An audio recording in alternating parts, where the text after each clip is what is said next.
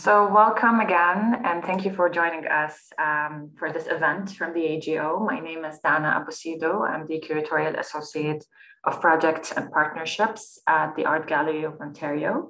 And whenever we gather at the gallery for events or we do online events, we take a moment to acknowledge the land that the AGO is on, which is Mississauga Anishinaabe territory, Mississauga. It is also governed by a treaty between the Mississauga of the Credit and the Canadian government. Toronto is Mississauga Anishinaabe territory. It has also been occupied by other Anishinaabe, the Haudenosaunee, and the Wendat confederacies. And the AGO RBC Artist in Residence program is generously supported by our signature partner, RBC, which takes me to why we're here today with our artist in residence, Shion Skye from Vancouver.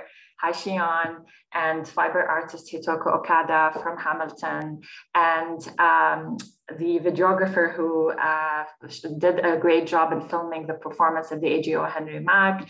Hi, everyone, and it's great to see you. Great to have you here with us today. Unfortunately, Mayumi Lashbrook, who is a performer in this project, couldn't be with us today, but we say hi to you, Mayumi.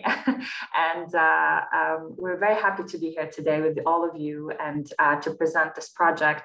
I thought we could do a bit of structure in this conversation. So what we'll do is I'll start with introducing the project, and then we'll hand it over to Shion and Hitoko to tell us more about the process and the creation of Threading Echoes. And of course, we're going to end this with everything that we're waiting for, which is screening the film Threading Echoes. We're also happy to have a Q&A section at the end, so please add in your questions and we'll tackle those at the beginning. And we also have live transcriptions for this event. So to give you a bit of background, the residency theme for 2022 in the AGO RBC program was Friendship Near and Far. And we've asked the artists to respond to this theme and to tell us how they can connect with artists, with friends in a meaningful way. So Shion proposed a project to celebrate the history of shifu, which is fabric woven from washi paper thread called kamitu. And it's also a project about how she connected with three other artists who worked with her on this film and performance. So through contemporary dance, the project expressed from all of their perspectives as Japanese Canadian artists, how they connect today to this present, to this time honored and hands-on practice from Japan. And as someone who worked closely with all of you, it was very special to see how you all collaborated on site. This is the first time you all collaborate on a project, so it was wonderful to see how you weaved in this collaboration and used delicate gestures, played with shadow and light, and involved the architecture of the AGO in the performance. And I would love to hear from you, Shion and Hitoko, about the process and the creation of this choreography. And I remember when I walked into your artist in residence studio, you had these post-it notes and you divided the performance into sections and into acts. So perhaps you can tell us more about that, and we'll take it from there. Yeah, that sounds good. Thank you, Donna, for the lovely introduction. Hi, everybody. My name is Shion Skye. My pronouns are she, they, and I am coming to you today from the unceded and ancestral territories of the Musqueam, the Squamish, and the Tsleil-Waututh First Nations, also known as Vancouver. I'm so happy to be here with all of you, and thank you so much for joining us today for this digital birth, as Hitoko has once called this digital part of the project of the film for Threading Echoes, which we captured on camera at the AGO. I'm so happy to be here with Hitoko Okada, who's there below, and Henry Mack, the videographer. And like Donna said, Mayumi Lashbrook, our other co-collaborator, wasn't able to be here today, but she's here in spirit. And also Stefan Nazarovich is the musician who created the music composition in the film that you'll see and hear in a little bit. Yeah, so a little bit about the project. It began with a curiosity that I've had for a while in different Japanese craft forms. And I've been creating work, investigating my relationship to my mixed race identity and my Japanese heritage in particular, which has felt quite distant from me at times, as somebody who was born in Japan but moved to Canada when I was young. I was 6 years old. And so I've been using traditional Japanese crafts and art forms such as calligraphy, which is another work of mine, and now bringing in washi paper and kamiito, which is the thread twisted from the washi paper, and also shifu, the cloth that is woven from this thread, into my dance practice, which is so exciting for me to have these material elements that are tangible and that I can really be hands-on with. So my curiosity started around washi paper and wanting to explore the materiality of this beautiful handmade paper, and also with a curiosity in the traditional ways that washi paper and now kamiito and shifu have been handmade for generations and generations, because the process of making these materials and objects from the source of like the plant coming up from the earth all the way to the material before it gets, used as fabric to make clothing or weaving tapestries. The gestures that are involved in the creation process and the using of tools like the loom and the gestures that are involved in twisting the thread, all of these have so much potency to them in embodiment that I thought that would be amazing to pull from to develop a dance performance and approach it from maybe a new contemporary perspective. So that was what we did. I began chatting with Mayumi Lashbrook, who I had never collaborated with before, and I had never met in person before, but we had met on Zoom in an artist panel in 2021. And I began chatting with her about this project idea. And then she said, I know someone who is incredible, and I have been stalking their website and Instagram for a while, and I'm a huge fan of their work. Their name is Hitoko Okada. We should reach out to them. So that's what we did. And the three of us started just chatting and sharing jokes and getting along right away, which was an incredible feeling, to feel this like friendship blossom so quickly. And the three of us live geographically quite far apart, but the fact that we have a connection to Japanese heritage and that we all have artistic practices, although they're different from each other, we reach towards the past and to try and learn more about ourselves and also about traditional forms. And that brought the three of us together, which has been an incredible experience. And I feel like I've made lifelong friends that I am never going to feel far away from anymore, even though we do live far apart still. So that's really incredible. So that's how the project began. We started chatting and exchanging ideas, bouncing ideas off each other. And by the time the AGO and RBC Emerging Artists Program residency came around, we started to make a plan for how we want to carry out working in person together. We had done multiple Zoom calls and meetings where we've discussed the concept, but digitally. So to come into a dance studio space and work together in person, to do a kamiito and shifu workshop with a Vancouver-based artist, Sabrina Sachiko Niebler. That was incredible. So doing all these hands-on processes together in the room, in the same space together, was such a big step in our collaboration and in the project, because it had been so much digital work and talking about the concept. But again, yeah, like a concept is just these ideas that are floating in the air. So to make it tangible in this process over the last couple of months has been incredible. And we were able to do a stint of rehearsals in each of our cities, which was great too. So we had a portion of time where we worked in Vancouver together, and then we all traveled and went to Hamilton where we got to work there. And then we all ended up in Toronto after that, which is where Mayumi's based, and worked at the AGO. So it was really great to have these three like kind of spots where we had these grounding experiences and memories made, and choreography was developed in each of those cities. So it really did feel like the friendship was far at first, and then it became very close together through this residency process.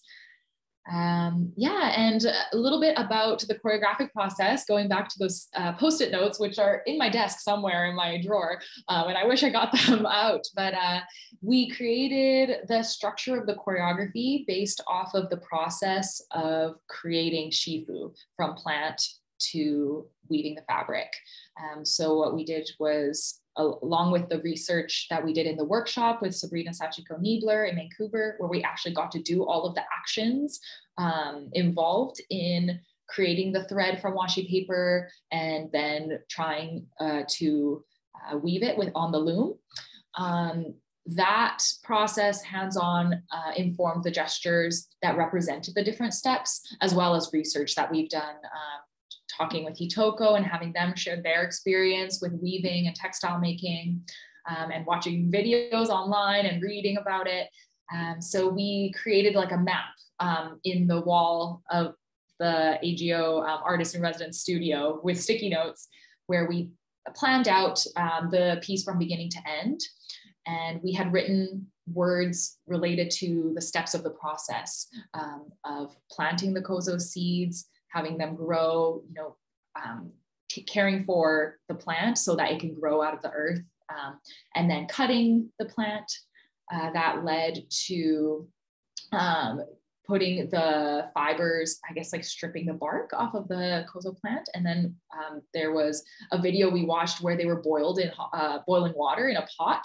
And so that led to this boiling water movement that Mayumi and I do across the stage or across the space. And yeah, so step by step like that, leading to drying and pounding the fibers into pulp, and then laying them out, drying them. So every step had a gesture linked to it pretty much. And so the chronological order is also dictated by the process of making this traditional cloth called shifu. And yeah, that's where we had the jumping off point for the choreography. And we also had inputs from each of us, different textures and dynamic movements that we wanted to incorporate.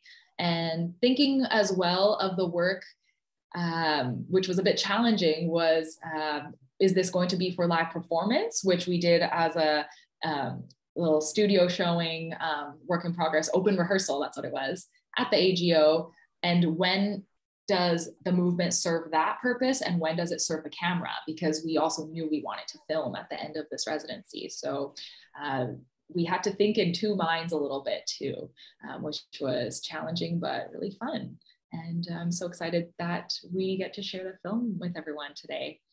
Yeah, I'd love Thank to. you. Yeah. Thank you, Shion. It's great to have these insights from you. And I also wanted to move to Hitoko because Yes. I wanted to know more about your involvement in the piece. And I know you created the sphere in the air studio at the AGO. So tell us more about that and your experience with the filming on site. Thanks for that storytelling, Shion. It was nice to revisit the arc through your lens. I'm creating a body of work that I started to explore this summer in a Banff artist residency. It's working with the kamifusen, which is a paper balloon. And this came to me because I've been healing from institutional violence, working in the arts in the last 10, 15 years and more. and then just my healing process through that. And this kamifusen, this paper balloon, is something that my grandmother used to play with me as a way to engage. when I was a child, and this is a very typical like old toy. And you know, as a child, she would blow it up, and it's about this big and it's colorful, and then she'd toss it to me, and then I'd be like, whack, you know, I'd want to like send it flying across the room, or I'd want to like, you know, push it really high or whatever. But the nature of the material, and it's made from washi, and because it is air, and so what gives it form is the elements, is that it doesn't resist. It just, it takes that energy. To me, it's almost kind of like Aikido, where it takes the energy and then it transforms it, and it moves through its nature.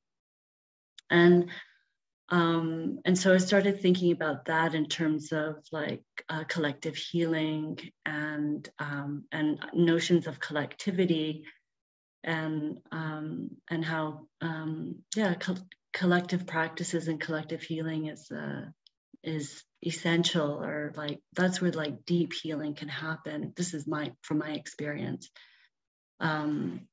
And what I also explore and facilitate in my community arts practice. So that's where the Kamifusen notion came from, and I imagined this sphere of it, like a large ball of it floating through the Walker Court from the spiral staircase. And the AGO being like the symbol of the arts institutions in Canada, that you know, I saw this piece floating through Walker Court, and so yeah, I also saw us like playing with it as a way of like transmuting harm into playfulness, or into something that's generative, like transmuting that kind of energy, and coming back into relationality. And for me, that is you know, what my practice in shifu, kamito making, weaving, and other cultural heritage craft practices that I'm a student of, and have been for many years. That, you know, through these ancient practices, that this is the knowledge, the praxis of relationality is what is transferred. And so that is what I try to explore and tell stories about, and offer through my work. And because shifu is the ancient cloth of clothing for workers in Japan, for peasants initially, before it was appropriated by upper and nobility classes, you know, there's a connection there around the history of clothing that is also prevalent in my work as well. So these are some of the connections that I've been making through that. Yeah. Thank you, Hitoko. And it was interesting to see how the movement of the paper ball was, because it's both heavy and light. And I mean, I can't wait to see how it looks like now in the movie, when the film, once we screen it. But I know, Henry, you can't stay with us for long, so it would be great to hear from you about the filming. Now, you've been sort of also performing in the piece, because you're following three dancers, you're capturing the movement and history of shifu through movement in different places at the museum, with different light and different paces. So tell us more about how was it for you to collaborate with Shion, Hitoko, and Mayumi, and to film on site at the AGO? Yeah, I mean, first off, it was, I wish I could kind of fully communicate I mean, I think you can already get a sense from listening to Shion and Hitoko talk about just how rich and deep it felt like their mutual co-creation of the piece was. And I would kind of characterize their kind of bringing me on board as, I would use the words invitation and care, like right from the jump. It was just like there was a strong sense in the materials they sent to help me kind of get acclimatized, that the thought was not what I want to talk about, but what is going to be of value for the camera. And there was always a feeling of like kind of a guidance, like those Post-it notes. They're kind of like, that's a great kind of visual image for just how much intentionality there was behind every single take that we did.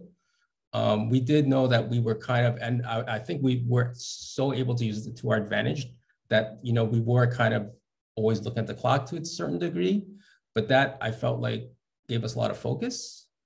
And it was a wonderful, for me personally, and I haven't said this to either of you, but there was a real feeling of, as soon as I pressed that button and the little red square were rolling on my camera turned on, I just immediately felt like this sense of belonging within the piece. I'm so curious to see, like, you know, to see how it all came out, but like my feeling in it was like, just like that I was constantly being pulled in and being welcomed and being kind of included in, I don't know how to say this, but the full spectrum of what the piece kind of like explored, reflected, embodied. Yeah, I mean, I mean, right now, I guess what I'm trying to say is I wish everyone listening to this had an opportunity to kind of, I feel like I had this privileged, like super privileged inside gaze on the process. Thank you so much, Henry. And I'm sure you did a great job, and we're all excited to watch Threading Echoes. So my colleague Abbas is helping us today with the call, and I think we're ready. Let's roll on the movie and watch it all together. And perhaps we'll touch upon some of the points that Shion and Hitoko spoke about once we're done with the screening. So go ahead. Thank you.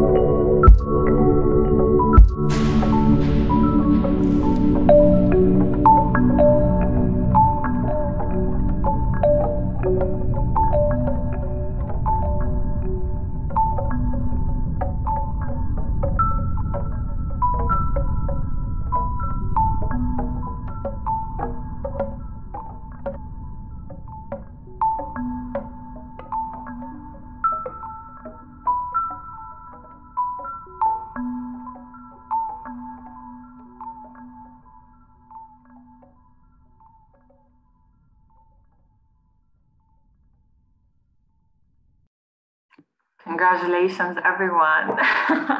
Beautiful work. Wow, I'm so impressed. How do you all feel? I know you've been editing it since forever now, and like yesterday you sent the final file. How do you feel about it? Oh, it feels good to share it with people that were involved, and to be able to share it with folks who are here watching. It's like the first step to bring the project out into the world more, and it's so exciting. I was very nervous watching it, but yeah, it's great. It's great, and it's beautiful how you know, the editing was done as well. I love all these different paces in the film. Like there, you know, there are calming moments, and then there are peaks, and then it's calming again. And I remember when we did the open dance rehearsals in Walker Court earlier in October, I overheard people saying how calming it is to watch it. So I was wondering, is this something intentional, Shion, that you wanted in many parts of the performance, to have that calming effect on the audience, and in the way you move, which is kind of like super, super relaxing for someone to watch you. So I'm wondering if that's something intentional or was specific to the making of Shifu in this context. Yeah, I think that's something that all three of us, Mayumi, Hitoko, and I talked about early on in the process. We started to ask the question of what the core, I guess, intention of the work is. Like, what is the question that the work is posing to the world? And one thing that came up was the fact that all three of us living in, you know, city, urban environments, and feeling, especially, you know, as independent artists, this like pressure to continuously work and to make ends meet, and to hustle a lot. And that's also comes with living in a city environment. There's this go, go, go, like rat race kind of feeling. And that can be so intense on the nervous system. It's also the expectations of how the human nervous system should be adapting in, you know, in the face of like capitalism and these and consumerism and these structures that are really in place in society today. And we realized that part of the intention of this work, along with passing along the knowledge of kamito, washi paper, and shifu in this new way, and hopefully generating curiosity and interest in these old art forms. One of the main intentions aside from that is, how can we create a work that calms our nervous systems as the performers, and hopefully calms the nervous systems of people who are witnessing it as well? And could the work be like a bubble of, you know, a pause button in time where we can just appreciate these materials and the gestures involved in the creation of these old Japanese cultural heritage crafts? And can we take time to reflect on how we're living day to day?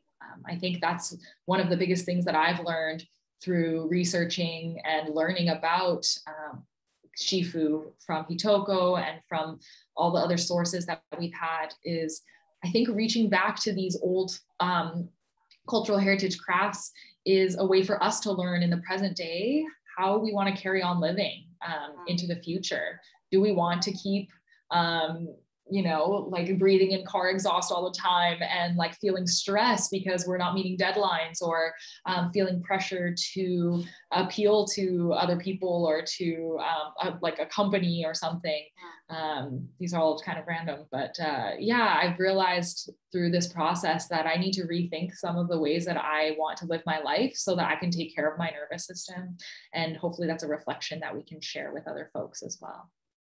Great, thank you for sharing that. And you tend to refer to the project as in progress, and I know that this is going somewhere and you're working on it. And it's also one of the questions from our audience. How are you moving forward with this project? And because I know a little bit about a residency in Japan.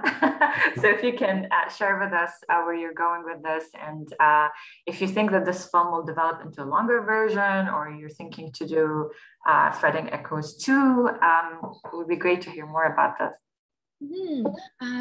My perspective from a dance side of things is that one project can be researched for like 10 years or something. Like it can be continually evolving and having multiple iterations, but it can be the same core concept, just like growing and evolving as time passes on. And I think that is how I envision this work to continue going.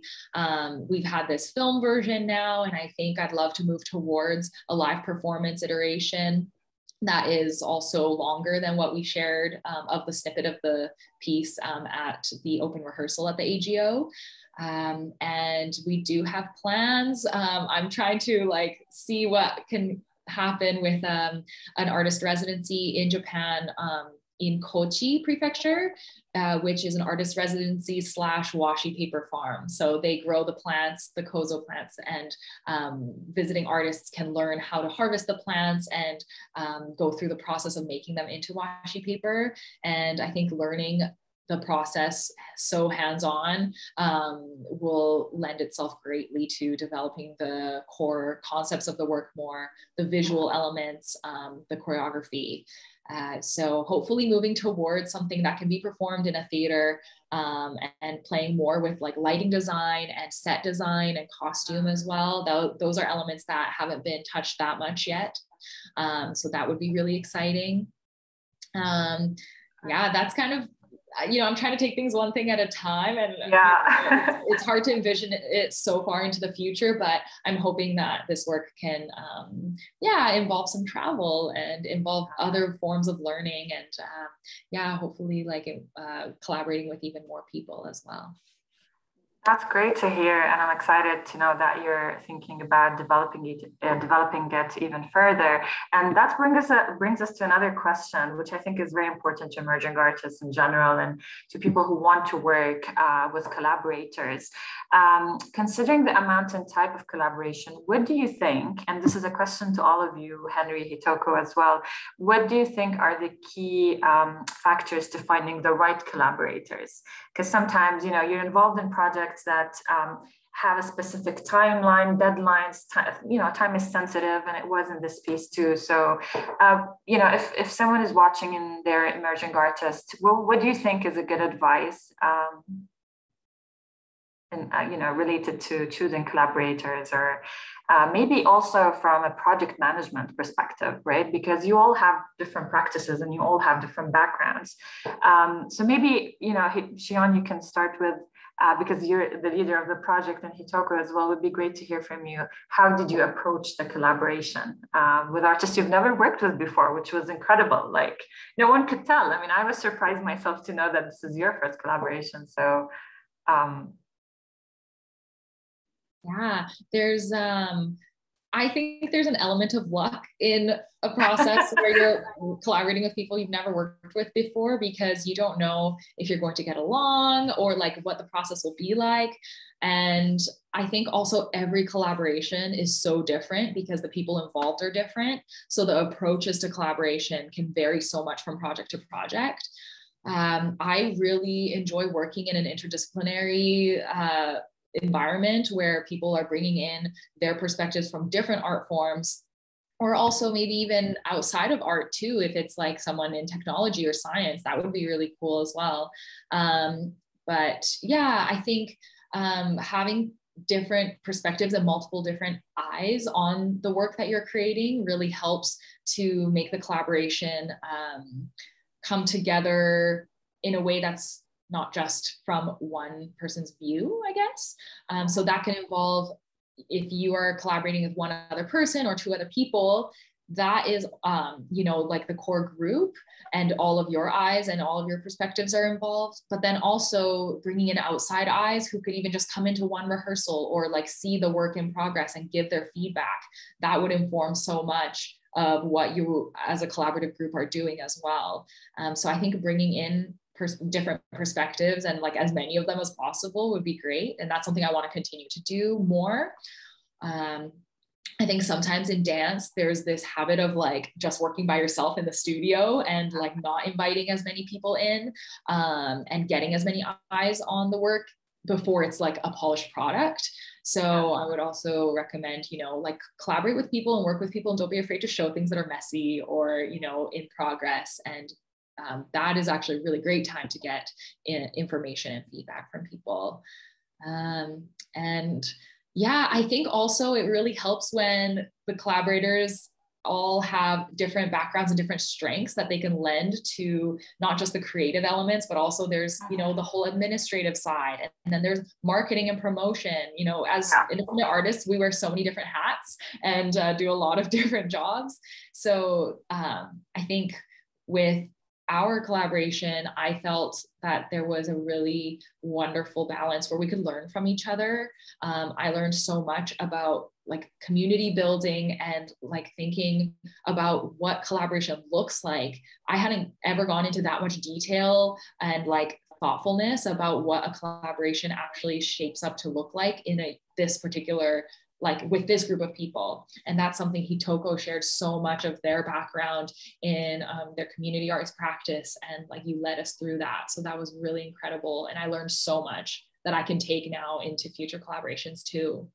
And Mayumi also, like she lends so much from, like she's incredible at grant writing and she has a lot of like this logical brain and this like administrative skills that she really brought a lot of that to the work as well. And then we all kind of contributed to the creative elements. Yeah, I think finding collaborators who you are genuinely friends with is really incredible and important. And also that you feel comfortable setting boundaries with or sharing like, oh, I don't think that part of the movement works very well here. Like to not be afraid to say those things. That makes a big difference in a collaboration as well. Hitoko? I mean, yeah, Hitoko, if you want to tell us about your own perspective on the choice of collaborators. And also I'd like to add that you know, this project was, we were in discussions about the project way earlier in the year when there was still the pandemic, travel restrictions. So maybe Hitoko, you can tell me more about this. How did you feel being a part and really collaborating? Like it feels like you were on site together. How did you feel this exchange was carried through Zooms, through the workshops you've done together? Yeah, I mean, there's a lot to say around collaboration. For me, it's relationship building, and that is the praxis in the piece. And you know, the question for me, or the core of everything for me, is, you know, what is our praxis? For me, that is also what Shifu asks of me as a maker. So you know, from this place that I was contributing from, and you know, we actually met, I think it was almost a year ago, Shion? So almost a year, and the both of them came to my house, and we had a studio visit, and you know, we had a synergy that was really present there. So the seed was very present. It was felt, and you know, to answer the question that was asked, you know, how would you engage in a collaboration if it's something that you haven't done before that you're curious to do? You know, the place that I've always started from was, is there a seed here? Is there something that feels like it has potential?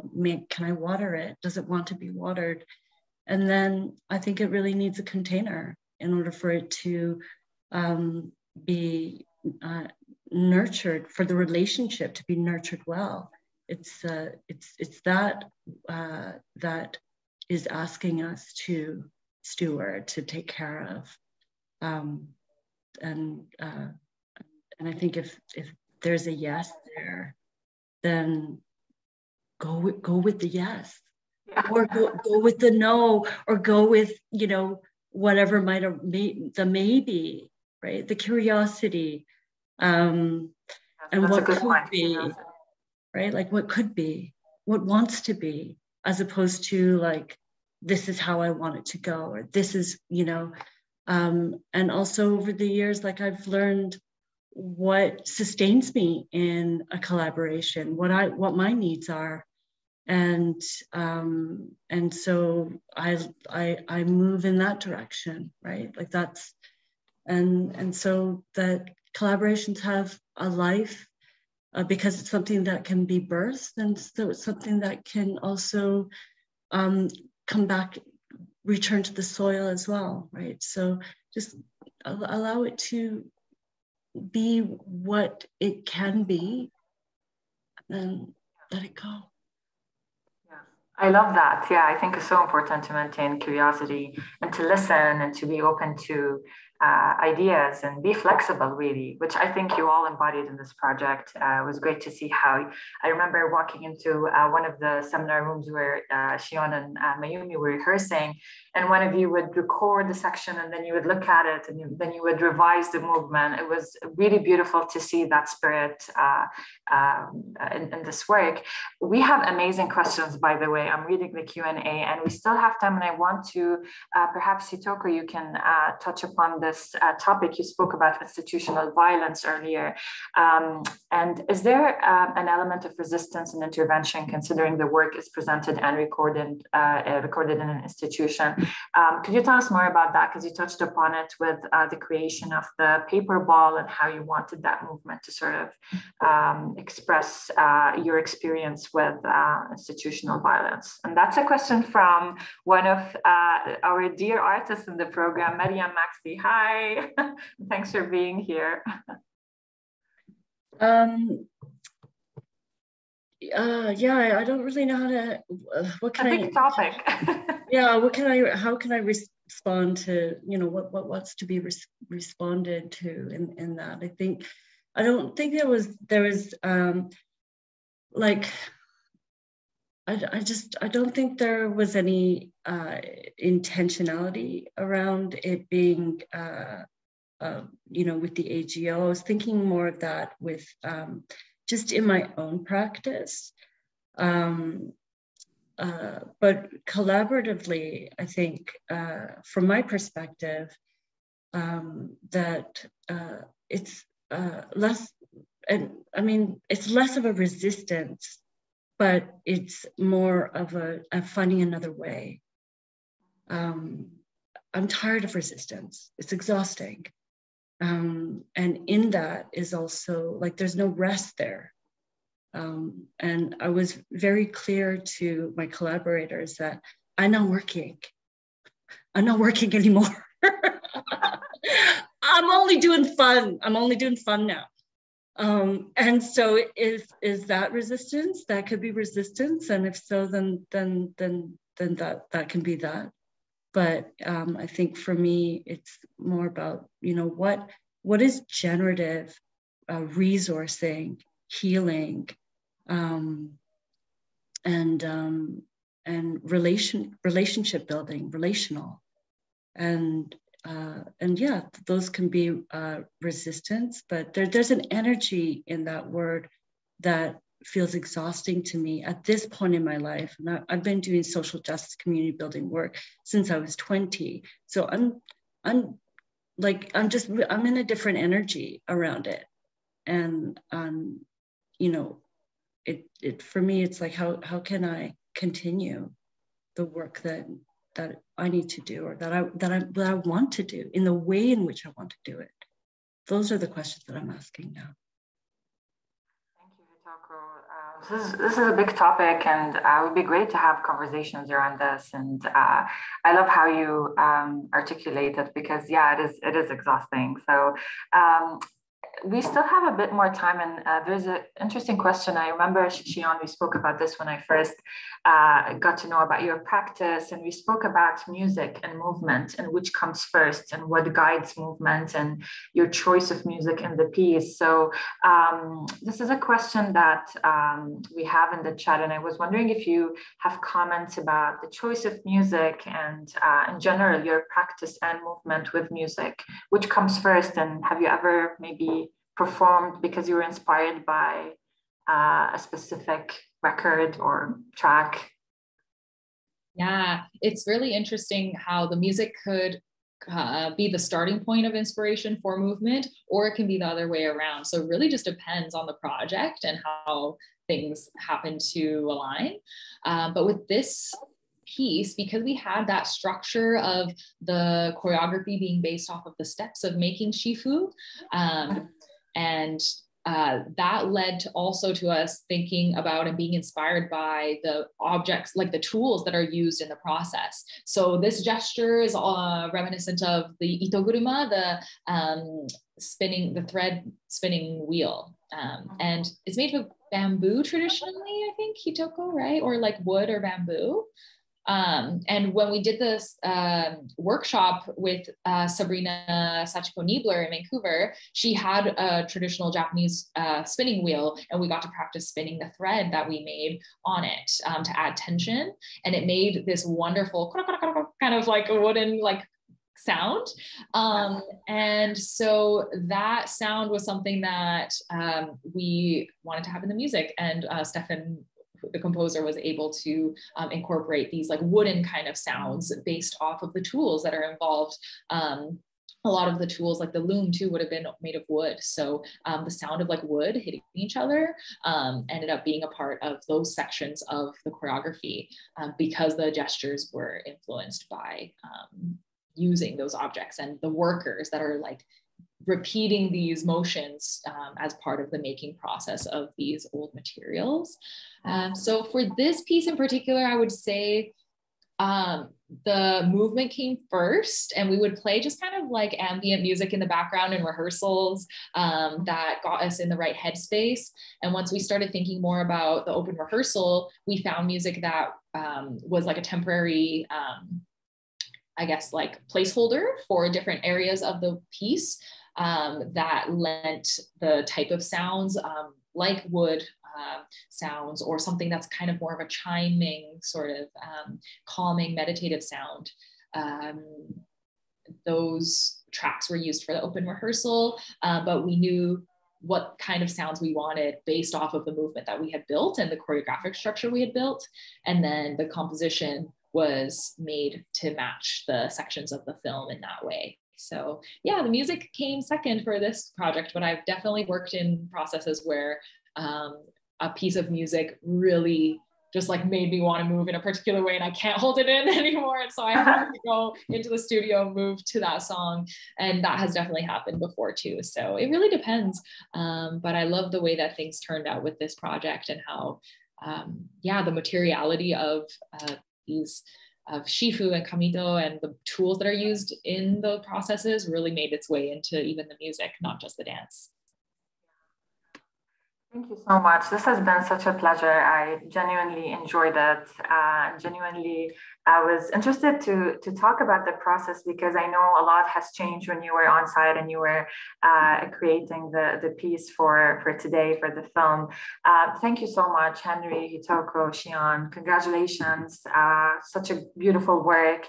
And it's going to be on a website. So maybe, Shion, you want to say closing words about the website and when can people tune in and watch it online? It's going to also be streamed on the AGO website, but there's a website for the project.